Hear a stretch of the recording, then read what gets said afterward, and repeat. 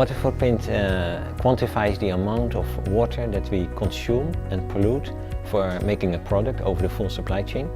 And it's useful to know that because in many cases in some of the processes of making the products there's too much water use, or in places where water is too scarce. So the water footprint shows the amount of water use and also shows where and whether it's used in a sustainable way.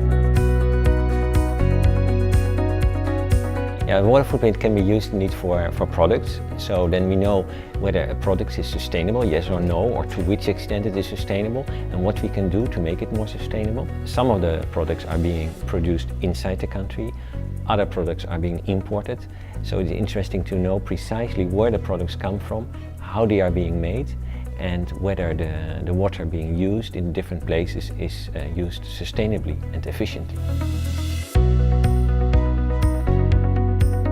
Water footprint and the virtual water concepts, they are very close.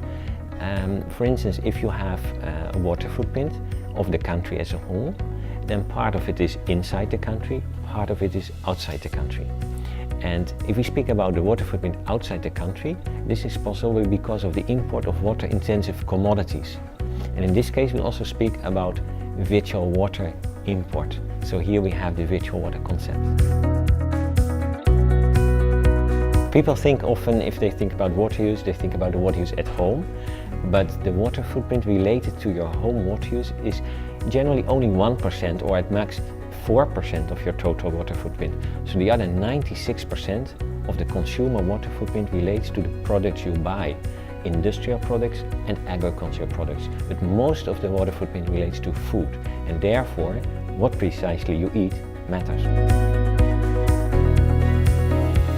What we need is water footprint benchmarks for products. So we know what is reasonable amount of water for 1 unit of product, and then companies can set reduction targets to lower their water footprint to the reasonable level. And also it's good for companies, of course, to look where their products come from.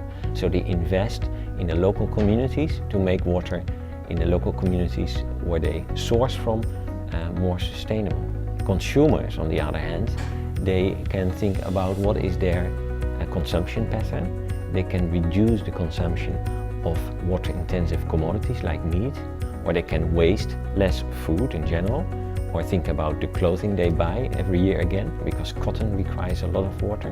And I think consumers finally can ask greater product transparencies from companies, so that if they buy something, they also know that the water footprint is sustainable.